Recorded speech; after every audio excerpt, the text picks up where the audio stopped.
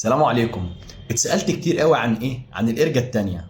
ايه هي الارجة التانية؟ وايه هي الدفعات اللي بتروح الارجة التانية؟ في ارجة دي كل الناس عارفاها، اللي هي الارجة الاولى، اللي هي ايه؟ اللي هي بتطلع في ال 110. دي كلنا عندنا علم بيها. انما في ارجة تانية بقى، دي محدش يعرفها. طب الارجة دي بتاعت مين؟ انا هقول لك عليها دلوقتي. طيب، هي الارجة التانية دي معناها ان انا فقدت دفعة؟ ولا مش معناها ان انا فقدت دفعة؟ ومين اصلا اللي بيروح الارجة التانية دي؟ وهل انا لو نزلت في الارجا التانية عسكري، هل اقدر ان انا اكمل، او هل اقدر ان انا اعمل تظلم ولا ما اقدرش اعمل تظلم؟ وايه هو الفرق ما بين الارجا الاولى والارجا التانية، والفرق ما بينهم من حيث المدة؟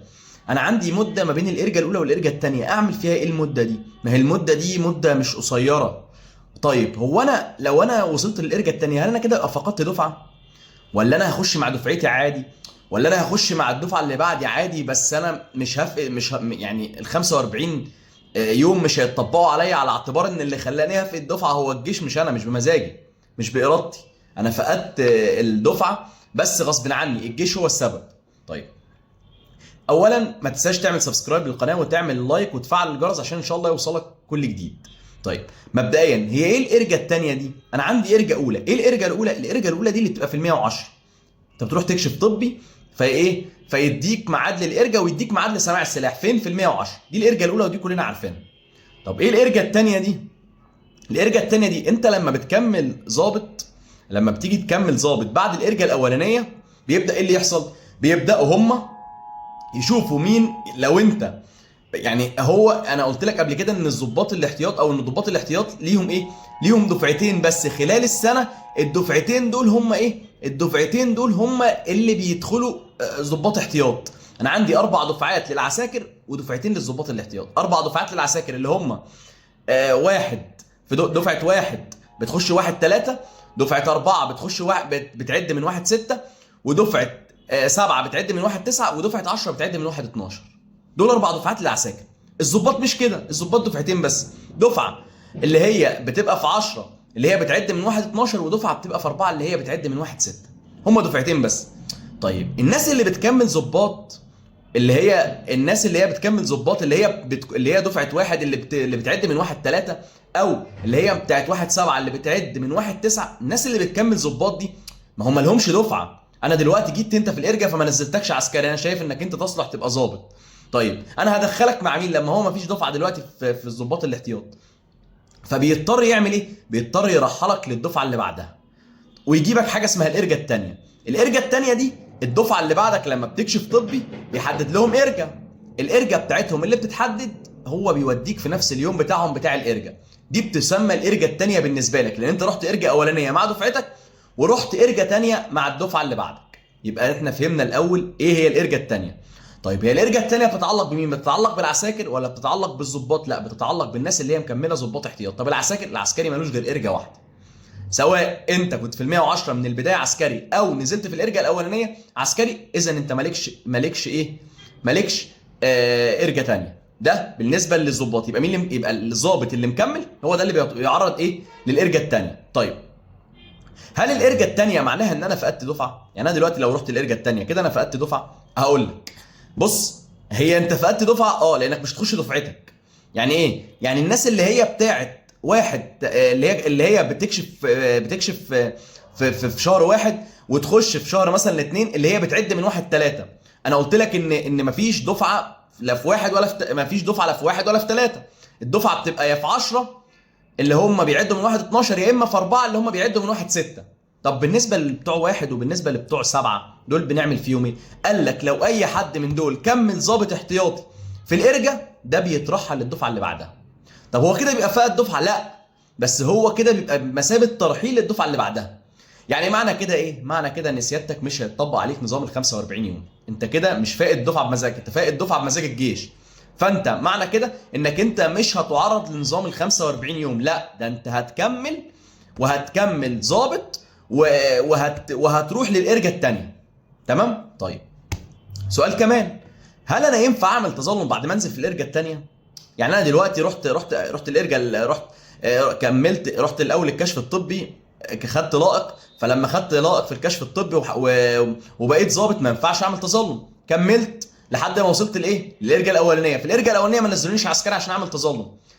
في الارجا الاولانيه ما نزلتش عسكري عشان اعمل تظلم، رحت مترحل للدفعه اللي بعدها لان انا من دفعه واحد او من دفعه 7. تمام، رحت مترحل للدفعه اللي بعدها، رحت الارجا الثانيه استنيتهم لما خلصوا كشف طبي الدفعه اللي بعدها، دفعتي دخلت عادي، واستنيت الدفعه اللي بعدها لما دخلوا كشفوا طبي وهكذا. وبعد كده رحت عامل ايه؟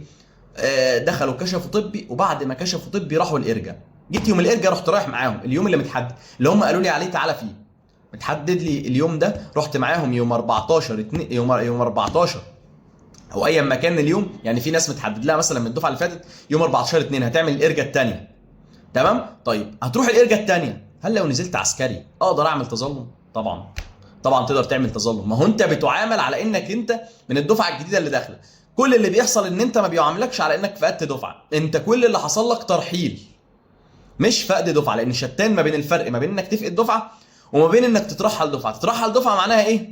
وان كان هما الاثنين بيتقالوا كلمه هتفقد دفعه على اعتبار انك هتخش في اللي بعدها، بس كلمه الفقد دي معناها ايه؟ لو انت فقدت دفعه دي بتتقال لما بيبقى بمزاجك، انما الترحيل ده بيقال ايه؟ ده بيقال للي بعده. الارجا الثانيه بتبقى هي نفس الارجا الاولانيه، ما فيهاش اي حاجه، نفس اللي انا قلت لك بيحصل عليه في التشانل عندي، في الفيديو اللي انا قلت لك عليه ان هو بيحصل في الارجا الاولانيه وبيحصل في الارجا الثانيه، فانا مش هتكلم واطول في الموضوع ده واكلمك عنه. تمام؟ طيب انت انا كده عندي دفعتين ما ينفعش يروحوا الارجا الثانيه. انهي دفعتين اللي ما ينفعش يروحوا الارجا الثانيه؟ دفعه 4 ودفعه 10. ليه الدفعتين دول؟ لان كده كده الدفعتين دول لو كملوا ضباط، هي اصلا في دفعه ليهم هتخش في كليه الضباط الاحتياطي، فما عندهمش مشكله، اللي هيكمل منهم ضابط هيكمل وهيكشف على طول، مش هيتاخر الدفعه اللي بعدها، لان كده كده في دفعه. المشكله كلها بتصور امتى؟ بتصور في دفعه 1 وفي دفعه 7، لان دول اصلا ما فيش دفعات ليهم في كليه الضباط الاحتياط، فبيضطروا يستنوا الدفعه اللي بعدها عشان يدخلوا معاهم. طيب انا عندي مده ما بين الارجا الاولانيه والارجا الثانيه، المده دي اعمل فيها ايه؟ ما هو انت عندك 3 شهور زادوا على المده اللي انت اصلا كنت قاعدها وانت زهقان الاول، فتعمل ايه في ال3 شهور دول؟ ال3 شهور دول تحاول تستغلهم في اي حاجه مفيده، تحاول تسيستم دنيتك كده عشان لما تخش، لو دخلت كليه الضباط الاحتياط او لو دخلت عسكري تقدر تبقى مسيستم نفسك وتقدر تبقى مظبط حياتك على انك تعمل اي حاجه، لان انت لو دخلت سنتين في كليه الضباط الاحتياطي دول بيعطلوك كتير، فانت لو مفيش حاجه بتذاكرها او حاجه بتعملها هتطلع تلاقي نفسك عن الواقع انت منتهي، مالكش علاقه بالواقع. طيب وبالنسبه للعساكر، لو انت نزلت عسكري يبقى حظك كويس سنه. طيب برضو ال3 شهور دول اعمل فيهم ال3 شهور دول برضو تعمل فيهم اي حاجه هتفيدك في مستقبلك. ليه؟ اي حاجه هتفيدك في مستقبلك ويكون ليها خطه اثناء الجيش. ايه ده، هو انا اقدر اذاكر اثناء الجيش؟ انا خدت دبلومه اثناء الجيش، انا كنت بذاكر حاجات وانا في الجيش، كنت انا اشتغلت وانا في الجيش. فانت تقدر تعمل كل الحاجات دي لو انت في خلال ال3 شهور دول. اقصد اقول لك ان ال3 شهور دول مده مش قليله، حاول ما تضيعش ال3 شهور دول، لان هم بالنسبه لك ممكن ال3 شهور دول يكون ربنا اخرك ال3 شهور دول عشان يسيستم لك دنيتك في بقيه السنه او في بقيه السنتين. فانت لما تحط خطه كده في ال3 شهور دول، انا هعمل كذا هعمل كذا لو انا سنه، وهعمل كذا لو انا سنتين، تقوم لما تطلع تلاقي نفسك عارف حاجه، فتقدر تبدا تخش مع الناس اللي هي عندك في دفعتك. تمام؟ اتمنى اكون وفيت وكفيت وعرفتك كل حاجه ليها علاقه بالارجا الثانيه. لو عايز اي سؤال اكتب على الشانل ان شاء الله، او اكتب في كومنت، وما تنساش تعمل سبسكرايب للقناه وتفعل الجرس وتعمل لايك عشان ان شاء الله يوصلك كل جديد. موفقين ان شاء الله. شكرا، سلام عليكم.